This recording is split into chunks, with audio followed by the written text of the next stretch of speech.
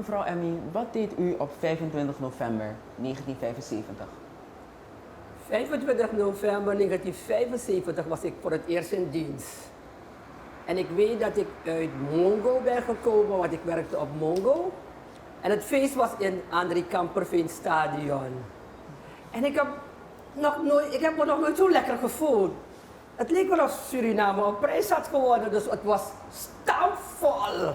Ik weet nog dat ik niet in het stadion zelf, maar op de tribune, geen tribune, rijwiel, pad zat. Ik zat niet, want je stond. En het was zo machtig, ik vond het een machtig moment. Ik zie nog het beeld toen meneer Henk Aaron en hoe heet die man weer, meneer Latchman elkaar omhelsden.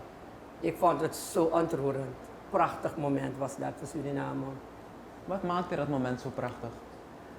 Nou, kijk, je bent jong, ik was misschien 22, 23 jaar en je hoort, Suriname wordt onafhankelijk. Je begreep niet de inhoud van dat ding, maar dat iedereen zo blij was dat we vrij zouden zijn en dat we onze eigen dingen zouden gaan doen in Suriname. Ik dacht, ai boy, Suriname heeft een prijs gewonnen, we kunnen nu eindelijk op onze eigen benen gaan staan. En dat vond ik prachtig. Nice. Maar wat deed jij daar? Wat deed ik? Oh. Nou, ik was er nog niet op Wacht 25. even, je was er nog, hoe oud ben je daar? Ik ben nu 15, maar mijn ouders waren er niet eens. Dus ik denk dat het...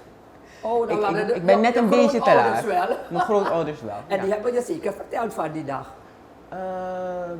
Ja, ze hebben ook verteld over de festiviteiten op het Onafhankelijkheidsplein. Maar veel meer over persoonlijke relevantie. Wat zij dus zagen in de onafhankelijkheid, wat het voor hen betekende.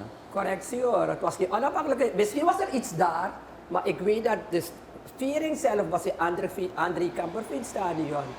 This is another Supreme production. Supreme TV. To entertain, to inform, to inspire.